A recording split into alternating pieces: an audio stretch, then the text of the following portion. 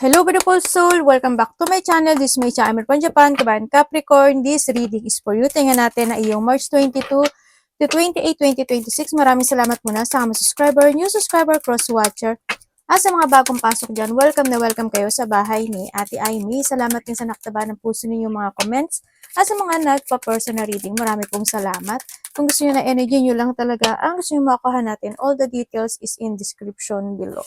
Pakicheck na lang, general reading tayo Capricorn, kunin mo lang sa'yo at itapon ang hindi naman talaga sa'yo. Maring vice versa, energy mo, energy ng person mo, energy ng malapit sa puso mo, nangyayari, or mangyayari pala. Use your own intuition, lawakan nyo inyong isipan, ano man ang gender mo, ano man ang edad mo, wala sa baraha, ang kapalaran ng tao, kayo pa rin ang makapagpapabago nito. Gawin yung guide yung mga warning na pwedeng lumabas sa baraha, hindi yung negative sa warning, para magkaroon kayo ng idea, awareness, change of decision, o mga pwede yung maiwasan. Pero kung gusto mo na positive reading lang, gusto mo marinig, pasensya na, baka hindi mo magustuhan yung channel na ito. Basta try to analyze yung reading natin para magkaroon kayo talaga ng positive outcome in life. Para at least alam nyo yung mga pwedeng gawin nyo, di ba? Okay, tingnan na natin. May mga sitwasyon na pinag-isipan. May mga sitwasyon na want to recover, no? Or nahando yung point na mga pagsisiyasat o paghahanap ng mga katotohanan, ano bang ganito, ganun ba, ano bang resulta, dapat bang ganyan. May mga ganun sitwasyon, ano, o may mga bagay kayo na iniisip this time, ano, sa iba, sa inyo. And then, ang nakikita ko rin sa'yo dito is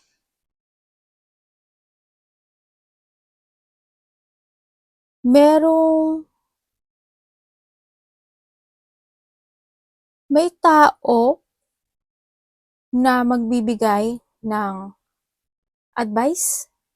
Either ikaw ito sa kanya, sa isang taong mas bata sa'yo, or siya ito sa'yo. Nandun yung point na yun. Ano? O sa iba sa inyo is maybe you have a travel, malayo man o malapit yan. Yan, may mga travel situation, may mga pag-uusapan. Or nandun yung point na may mga mag-open na door sa'yo. Ibig sabihin, may mga new opportunities coming. Pero ang sabi kasi dito is in your decision. Kung talagang gusto mo yung sitwasyon na yun, is panindigan mo, nandun yung point na yun. Kung kailangan mo ng advice, why not, sabihin mo, di ba? But, handun yung point na may traveling ako nakikita sa iyo. Pwedeng sa trabaho, pwedeng sa mga pagtatravel, o ano mga opportunity yan, no? Na mangyayari sa buhay mo. There's a potential ending happen into your life. Ganyan, may mga new beginning ako nakikita sa iyo, pero sa inyo, it's up to you to, ha?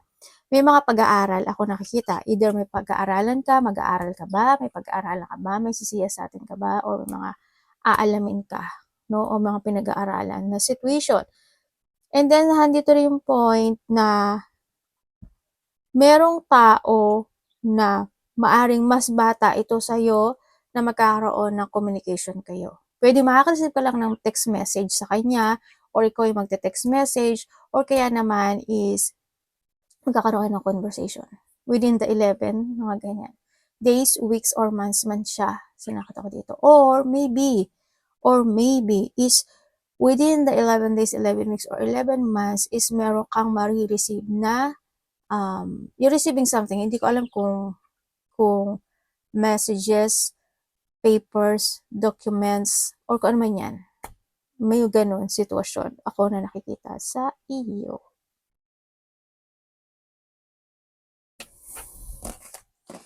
Ingatan mo na lang din yung sarili mo, no? Sa nakita ko dito, kasi may mga time daw na makakaramdam ka ng pagod. May nakita rin ako dito na pag-iwas, hindi ko alam kung ikaw yung umiiwas or someone is umiiwas. May pag-iwas situation.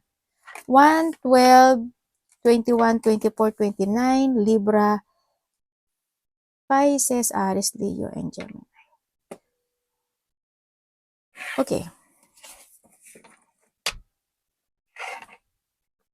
May ang gulo ng ano ko, no? May mga iniisip ka raw. Ganyan. May mga sitwasyon na naghanap ka ng information or iniisip mo lang talaga ito. Pero, andun yung point of delay. Okay, may mga sitwasyon na gusto mong umpisahan, gusto mong gawin, gusto mong actionan, i-pursue, pero may delay. pwede na nandun yung point. Hindi ko alam kung sa'yo ko palagi ko na nababasa. Hindi ko alam kung sa'yo ko siya nababasa ha. O kaya na nandun yung point na nagkakaroon ka ng limitation. Diba? Mga ganong sitwasyon. Kaya nadidelay siya. Yun. Kung saan aspeto ng buhay mo, hindi ko alam. Magkakaiba kayo. May mga sitwasyon na mahahata ka na nakaraan. O may mga unresolved situation. And then is magkakaroon ka ng communication, questioning, quarrel, or quarrel sa isang babae. Tao na malapit to sa'yo. Hindi ko alam, pwedeng kapatid mo, asawa mo, magulang mo, sino man siyang babae siya. Sino man siyang babae siya, no? Sabay ganun, no? And then also is, baka communication yan. May enemies ka, Capricorn. May chismis. Ibig sabihin, may mga taong ayaw ka, hindi ka gusto. Natural yon sa buhay. Diba? But nandun din yung chismis. No? Either pag-uusapan ka nila, or hando yung point na chismis-chismis o mga taong madadalda. Alam mo ba yan si Capricorn? Nako! Alam mo ba si ganyan? mga ganun sitwasyon. There's small problem is may mga anxiety o may mga pagkabalisa na mararamdaman. And then also, sa iba naman sa inyo is may taong matigas ang ulo. Pwedeng hado yung point na may tao na kahit anong sabihin mo, hindi siya nakikinig sa'yo. Ganyan. Or vice versa, ikaw ang hindi nakikinig. Mga ganong sitwasyon, sa iba sa inyo. You're doing your best, nandun naman yung point na may mga you're doing your fashion, may mga bagay ka na gusto mong pisahan na mag-ano ka talaga doon ng energy mo. Pero hindi pa siya mangyayari sa ngayon kasi there's a situation of processing na dapat gawin sa ibang aspeto ng buhay mo. Yun ang nakikita ko dito. May mga konti kasing delay. Ganyan. Either pinapractice pa siya or madidelay or i-delay o basta may delay situation ako nakikita dito. And then also is nandun na yung point na merong tao na pagtulong. Yan, makaramdam ka ng pagtulong or may taong tutulong or hihingi ka ng tulong. Ganyan. Or someone's giving you a love. Mga ganun sitwasyon.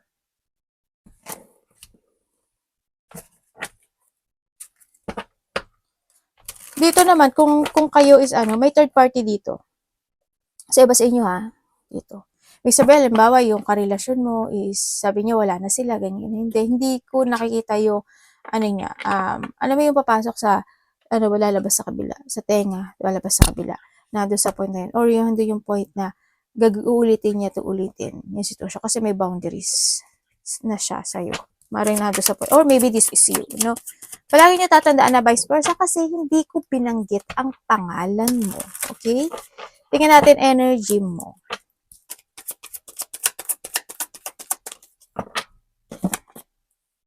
Hala, bakit ganyan?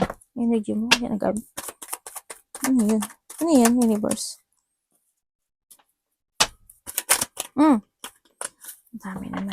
Tinatamad. Ang tamad mo ate. O, syempre, may pagkatamad talaga ako. Okay. Energy mo, it's more, hindi ko alam bakit mahina ka. Sana wala kang sakit. Yan. Pwede rin na doon point na pagod ka lang talaga. No? Kaya energy mo, medyo naglo-low siya. Yan. Medyo naglo-low or medyo weak. Ganyan. Sana kung may nararamdaman ka, pahinga ka rin. No? Kung may sakit ka, ubo, sipon, masakit ang throat, o lalamunan, kung ano man yung sakit na nilalagnat ka ba, mga ganyan, kung medyo weak or pagod ka, pahinga ka talaga. And then also, energy mo rin is natin yung point na mayroong mga sitwasyon na mape-pressure ka raw. At yun is iisipin mo. Pwedeng ito is matagal na to sa iba or nangyari na to at hindi pa kano nare-resolbahan. Or pwedeng sa iba dito is medyo makakaramdam ka ng mape-pressure ka na doon sa point na yun. Pwede sa mga tao na nakakausap mo, sa mga ginagawa mo, sa mga meron sa'yo, surrounding. Pwedeng nahando sa point. Yan, may mga pressure situation or nahandun yung point of pag-isolate. Pwedeng ikaw is mas pipiliit mo yung sarili mo and you want to isolate yourself alone. Pwedeng nahando sa point na yun. Parang, ay nako, ayoko makapagsalamuha sa kanila kasi hindi naman sila totoo, mga peke sila, mga ganun. O kaya is yun yung doon ka nakakabawi ng energy mo kapag alone time ka. Ganyan. Kasi may mga taong ganun no, pag mas nagiging relax yung mind nila kapag nag-iisa sila. Yan. Ganun din kasi ako eh. Well, hindi ko na may compare yung sarili ko sa'yo kasi magkaiba naman tayo. Iba-iba kasi tayo ng... Pero mas mapifeel mo.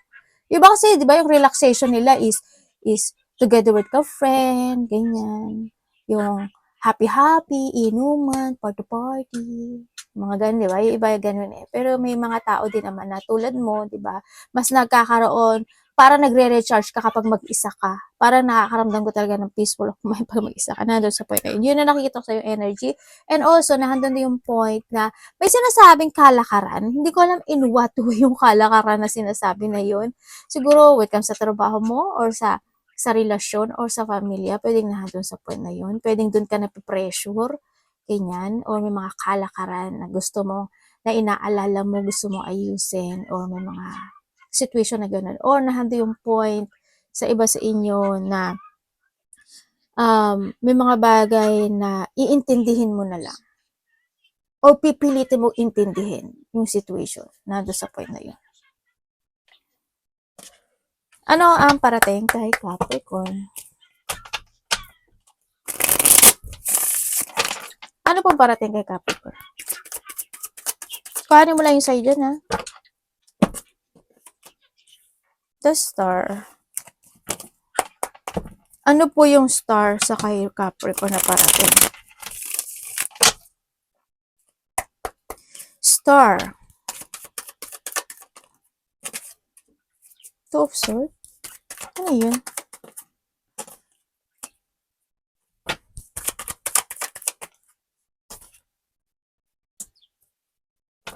Ay, okay. Oh my God, ang dami mong tao. Tingnan mo. Ano yan? Hala. OMG. Parang ngayon ako nahirapan sa okay. Okay, fine. Naintindihan ko na. Oh, ang daming tao mukhang...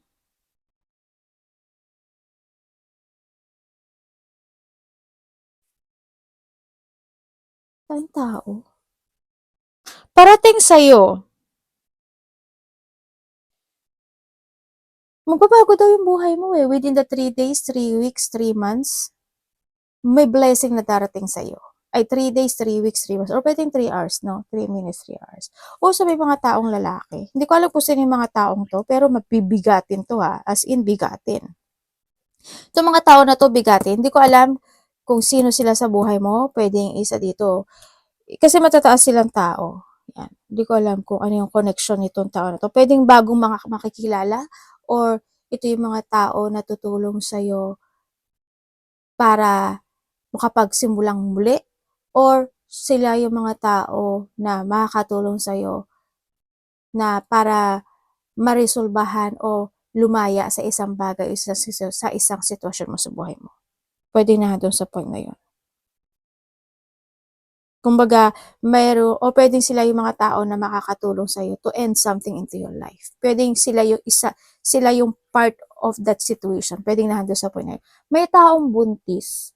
Hindi ko alam who, but pwedeng may mabubuntis, buntis, or manganganak. May mga ikakagulat, ikakasyak, o ikabibigla ka daw ng sitwasyon. Pero there's a new beginning happening to your life. Parang nandun sa point na you will back from the zero. From the top, from the basics. Na, halimbawa, tapos na ako magbayad ng utang, tapos na ako na dito sa bahay na to, tapos na ako sa trabaho na to, tapos na ako sa ganyan. And now I'm starting again a new situation in my life. Pwedeng nandun sa point na yun, ano? Yun ang nakikita ko dito. And then also is, yes, there's an end of a cycle happen into your life. Tulad ng sabi ko kanina, may mga transformation happen, may mga magbubukas na pintuan para sa iyo, Capricorn. And then also is paglipat. Hindi ko alam in what way yung paglipat. Siguro may mga ililipat ka o may lilipat o may kung ano mang paglipat dyan kung saan man yung sitwasyon na yan, ano. And also is this time daw is mas magiging magnetic ka raw. Kumbaga there's a magnetic energy ka na sa buhay mo. Ganyan. Ibig sabihin, ate maganda ba? Maganda siya kasi yung magnetic situation na yun is the blessing, no? Kaya mamamagnet mo yung mga tao na mas magiging good para sa'yo. May mga papers and documents din ako na nakikita sa'yo. Capricorn, hindi ko alam in what way yung papers and documents. Siguro nandun yung point na may mga dapat kang asikasuhin, isulat, speech, writing, o kaya pwedeng yun yung trabaho mo, pwedeng ganun. O basta kung ano man papers and documents yan. And also, ang nakikita ko rin dito is may tao daw na magbibigay ng advice sa'yo. Or maybe ikaw ito sa kanya. May travel ka ba? Alam mo, may pagbabago talaga mangyayari sa'yo. Pagtahak ng bagong mundo. Or may tao dito na tatahak ng bagong mundo or bagong sitwasyon. You will become a center of attention, Capricorn. Ang sabi ito, ang daming tao. Hindi ko alam bakit, ang daming tao. Yun na nakita ko. Sa universe ba't ang daming tao? Ah! Oo nga, may pagtahak ka nga. Oo. Puro beginning ka. Tatahak ka raw.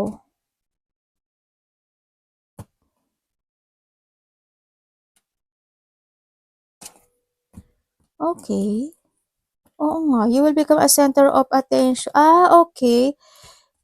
There's a new path happen into your life, Capricorn. Ang sinasabi dito, yung iba dito, hindi ko alam if there's a situation of wedding or may mga happy gathering situation, pregnancy, or marriage situation, may mga ganun. May mga collaboration, joy, creativity.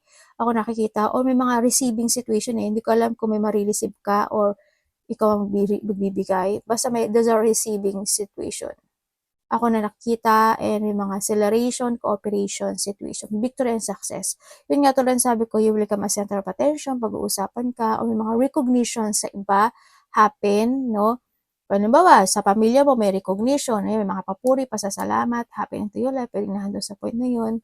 O may mga pag-uusapan related sa mga sinabi ko, mga ganyan. May mga well-wisher ako na nakikita sa iyo. Parating din sa iyo is merong kang hindi nakikita na isang bagay, isang sitwasyon sa buhay mo na biglaan siyang magaganap o mangyayari. Pwedeng magulat ka dun, pwedeng ma-shock ka dun, pwedeng ikabigla mo yun, mga ganong sitwasyon. Hindi ko alam what way. Ano po ang dapat iwasan ni Capricorn? Dapat iwasan ni Capricorn. Uy. Di ba sa inyo nakasalamin?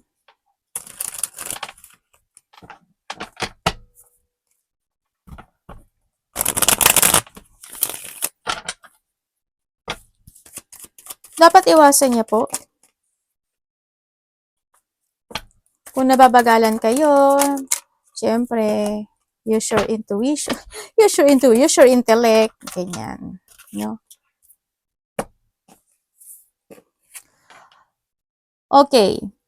Dapat mong iwasan. Syempre, iwasan mo yung magkaroon ka ng doubt. Yung what if, what ganito, what ganyan, gano'n, no? Karoon ka ng doubt or syempre thinking of negativity and yung maging unproductive ka or magkaroon ng mga distractions into your life, ganyan. And syempre is yung hindi mo pa nagagawa o hindi mo pa na-actionan and na-judge mo na, 'di ba? Ay wag na 'yan, di naman magsasucess. O 'di ba, judging ka. Yung mga gano'n, parang nag-iisip ka na agad ng negative. Yan, iwasan mo syempre yung mga taong mga hambog, mayabang, may masabi, o kaya is kung ikaw ito, iwasan mo. Yung mga tao na dishonest, kung ikaw ito, iwasan mo din. Yung mga tao na hindi naman kanila gusto, okay lang, fine, thank you ka mo. Yan, yung hindi ka mapurso sa mga goals mo, ganyan. Iwasan mo rin yung, syempre, is not to let go something into your life. Hindi mo rin kailangan na buhatin yung ibang responsibilidad na hindi naman para sa'yo. Yun. Wag too much, kumbaga, no? And then also, iwasan mo, yun, yung mga taong manloloko, mangliling lang, or ikaw ito, iwasan mo yun, ganyan. Iwasan mo yung, syempre kapag tulad ng sabi ko, diba, pagod ka, magpahinga ka. Yung mga tao na hindi maasahan at hindi makatotohanan, mag-trust ka sa intuition mo dito, no? Be more on wiser and stronger. Kung whatever holding you back sa nakaraan, syempre, i-let go mo na yun. You need to rest. Pero may pagbabago magaganap. Love, kapatid, anak, magulang, karelasyon, kaibigan, pamilya, Capricorn, vision.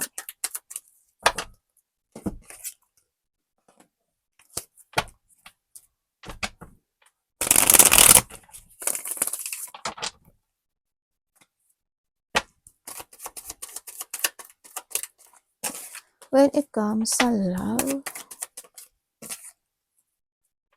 okay. Kung kayo is single, again, kung kayo is single, meron ka doon nakakausap na tao na okay naman siya, isa hanggang dalawa, you feel peace in this person, sa nakikita ko dito, pero parang pinifilter mo siya, no? Mag-ingat ka na nga lang. Ate, good ba siya? Dito sa nakikita ko is, as long as magtatrust ka sa intuition mo, basta gamitin mo yung ano mo, intelligence mo. Huwag ka mabigla-bigla, syempre. Kasi dito sa sitwasyon, isa sa kanila may unfinished business. Dito sa sitwasyon. Para hindi ka rin mag-miss. Kung kayo naman sis nagkahiwalay nitong tao na ito, oo, kasi nandun na rin yung ano no, pag-aaway, pagtatalo, hindi naging same page talaga. Diyan nakita ko dito. Pero alam mo, kasi ang nakita ko dito, may sinasabi siya unfinished business or nandun yung point na naaalala ka pa nitong taon to. O vice versa, no pointed name. Wala pangalan mo dito. Yun. Wala naman ako nakikita action sa kanya sa nakita ko dito. Pero ang sinasabi niya dito ay I want peace. At nandun yung point na naaalala ka niya. O nandun yung point na pwedeng napag-uusapan ka o nagiging conversation ka nitong mga tao na to. No, na mga kakilala niya. Yun ang nakikita ko dito. Wala akong action pa na nakikita sa kanya pero medyo magulo kasi isip nito no? Nagkaroon na ng mga third party. Medyo back and forth kasi yung ano niya, action niya sa'yo. And then, kung kayo naman is in relationship na may third party, oo, kitang-kita naman. Meron. Magkaiba ba kayo ng edad nito? Medyo isa inyo bata kanya. Hindi siya same age kanya. Pwedeng malayo yung agwat, mga ganun. Kung may mga third party, oo, may mga time na kasi na hindi siguro talagang yun na yung niya isa sa inyo, babaero na talaga siya o lalakero. Kumbaga nauulit-ulit lang din.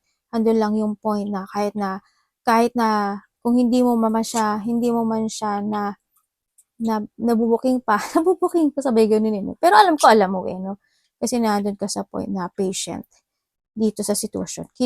Dinikim-kim mo na lang din yung situation mo. Maaari iba rin sa inyo is LDR. Kung LDR kayo, sorry ha, pero hindi lang ikaw kasi yung kausap niya, no? Sa nakikita ko dito But you need to trust your intuition. Sabagay, wala namang magnanakaw na umamin, di ba? Sabay ganun yun. Yan. Siguro may mga time lang na Pero dati na niya itong ginagawa. And then, kung kayo naman is walang third-party relationship, may mga, hindi ko alam kung what happened. Siguro LDR kayo, or okay naman siya, peaceful naman yung nakita ko sa pag-uusap niyong dalawa, andun lang yung point na yung isa sa inyo is palatama. Alam mo yun? Palatama ng sitwasyon, nandun sa point na yun. O kaya matanong, o kaya is palatama lang. And then also, isa medyo lang, tahitahimik or mag-go to the flow lang din sa iba sa inyo. Siguro may mga time, ingat na lang din, may mga time kasi na hindi ko alam kung this is hour or oras o panahon na magiging hindi kayo magsi-same page or pwede rin na may mga time na hindi kayo magkakaintindihan. May anak kayo? Iba dito may anak? Dalawa? Isa? Diba dito may 3 eh. Yun. May mga time lang na ganun. Ako nakikita na hindi kayo pero still, 'di ba? Still, nando'n naman yung point na ano, kahit papaano eh nagkakaroon naman din ng connection. Or lalo kung magkasama kayo, mas good. Yun nga, siguro, kung sa oras, siguro, may mga time na hindi kayo same ng hour, ganyan. O kaya is busy siya, busy ka, o kaya naman lalo na kung LDR, ganyan, di ba? Mahirap talaga. O may mga time na magkakaroon kayo ng pagkainis, pagkairita, or mga tension sa pagitan nyo. O pwedeng makakaramdam ka ng ano, mga hindi mo lang siya maiintindihan, mga gano'n. Tingnan natin yung money mo. Kamusta po yung money ni Capricorn Universe? Money po niya.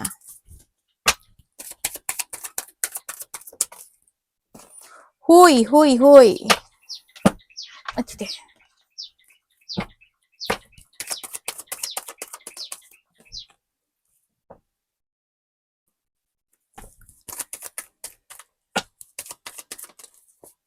Okay, when it comes sa money mo. Pagdating sa money mo, yung iba kasi sa inyo, hindi ko alam kung nagkaroon ka ng problema sa pera or magkakaroon ka pala ng problema sa pera kasi may paglabas ng pera. Yung may nakita ko maaring malaki. Sabi ganun. Pero ang sabi naman dito is magkakaroon siya magkakaroon siya ng pagbabago within the month or a year. Pwedeng 1 year, mga ganun. Or maybe may tao dito na may mag-o-offer siya sa'yo. And maaaring yung offer niya yun ang makakatulong sa'yo in that opportunity or yung connected yung pera na yun or yung trabaho man yan, no? Pera and trabaho kasi to. Yun ang nakikita ko dito. But there's an offering sa iba. Or sa iba is, yun nga, may paglabas na pera. Ako nakikita. And then also, pwede may mga gagastusin kayo. Halimbawa, may mga gagastusin kayo ng mga traveling situation o kaya is may mga bagay kayo na i-force this time kaya magkakaroon ng paglabas ng pera talaga, mga ganang sitwasyon. May mga project situation, ganyan. Ako nakikita sa iyo. Or pwede rin naman na may tao dito na makikipag-usap sa'yo na connected ang money. Pwedeng kapamilya, mga ganyan. Magkakaroon ka ng conversation related ang money. Yun. Pwedeng magbibigay siya o kaya ikaw ang mag-offer ng tulong o pagtulong situation. Pero ingatan niya yung pera niyo kasi may palabas eh. Pwedeng handun yung point na labis-labis ka talaga na tumutulong. Hindi ko naman sinasabi maging madamot ka. But you need to try to make it balance, no? Pwede din yung labis-labis kasi, alam mo yung parang, basta kung ano man, di ba sabi ko sa inyo, lahat ng labis medyo masama. Medyo masama, isabihin. Diba? Universe advice niyo po kay Capricorn. Pero, alam ko naman, alam niyo yung ginagawa niyo.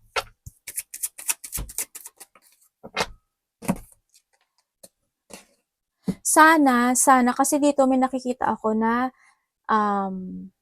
may tao na mayayamot, maiinis, may pagtatalo, medyo magkakaroon ng parang may gulo. Or pwede rin na may tao na makakaramdam ng sadness. Yan, may malulungkot or may makakaramdam ng sadness. Hindi ko alam kung sino. Yun ang nakita ko. Or may mga lack of community situation. May malalaman ka raw. Or pwedeng may tao na magsasalita sa'yo to tell you the truth. Or pwedeng nahantong yung point of magkakaroon. Kasi iba dito pagtaka ng bagong journey. Sa iba sa inyo is merong kang makikilalang tao bago. Or makakasalamuha. Advice po, universe. Ang dami mong debt. Nakakatatlo ka na sa akin Yung iba talaga sa inyo, tataka kayo ng bagong path. Okay, when it comes sa advice.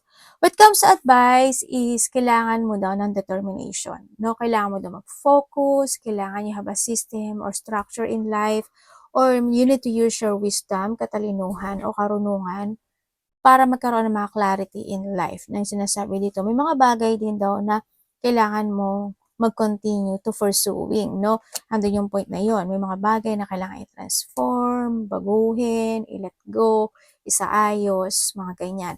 At nandun yung point na, siyempre, don't waste time, no? Time is gold, no? Sinasabi din dito. And, yun nga, have a clear point. Continue ka lang, no? Continue ka lang sa direction mo to find your goal sa iba sa inyo. And, positive destination is needed. Create yourself in a new you kasi may mga bagong beginning na magaganap sa buhay mo. And makaka-receive ko daw ng gift, tulong, pagmamahal, or pera. Baka may magbabayad na ng utang sa yun. Sabay ganun yun. Or vice versa tayo. Nandun yung point na yun. Basta always try to make it balance any situation into your life. Kasi maraming mag-open na door para sa'yo, Capricorn. Good luck. Arigato namaste, God bless.